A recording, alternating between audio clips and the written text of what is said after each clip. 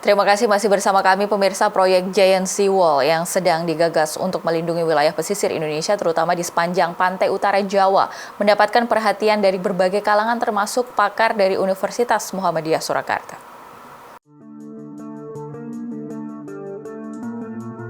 Pemerintah Indonesia tengah merencanakan pembangunan Giant Sea Wall untuk mengatasi masalah penurunan daratan yang terjadi di sepanjang pesisir utara Jawa. Proyek ambisius ini bertujuan untuk menangani berbagai masalah lingkungan yang berdampak pada kota-kota besar seperti Jakarta, Semarang, dan Surabaya yang semakin terancam oleh banjir rob dan penurunan muka tanah.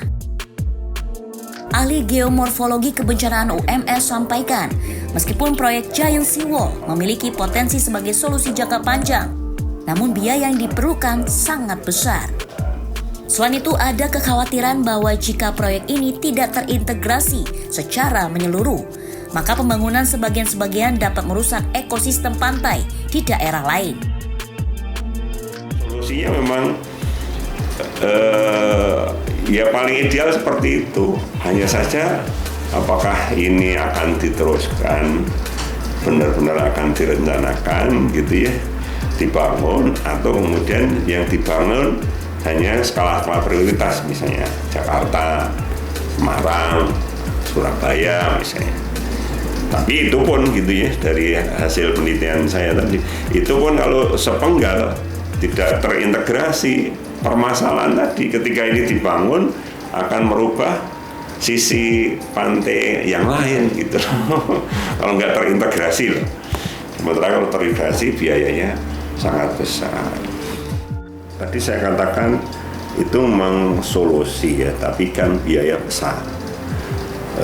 Kemudian kalau hanya menentukan skala prioritas pada penggal-penggal Jakarta, penggal Semarang, penggal itu juga akan, menurut saya akan terjadi gangguan di antara garis-garis pantai di antaranya itu, sehingga kasus justru ini dibangun, tapi kemudian mengurangi garis pantai yang di sebelahnya.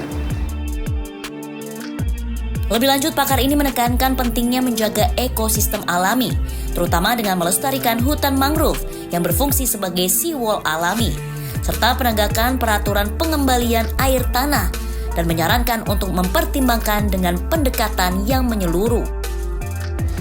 Menurut saya kok paling ideal mengkondisikan aturan yang ada selama ini itu ditegakkan. Yang pertama, aturan mengambil air di sumur dalam itu harusnya dilarang, harus ada izin. Kemudian sosialisasi ya, bahwa yang paling murah di dalam menjaga ekosistem di laut utara yang datar tadi, yang Allah sendiri itu sudah secara alami merupakan habitat dari mangrove. Nah, ini dijaga pertumbuhan mangrove itu, karena itu kan sea wall natural gitu ya, natural sea wall yang efektif itu ya. Tapi kalau kemudian mangrove dihilangkan, digunakan untuk tambak, digunakan untuk industri, untuk permukiman, ya sudah, kita akan menghadapi kan paling murah itu. Yang namanya mangrove itu mengapa harus dilestarikan? Karena itu menjaga ekosistem juga, menjaga gelombang yang mengenai garis pantai. Alfian memberitakan dari Solo, Jawa Tengah.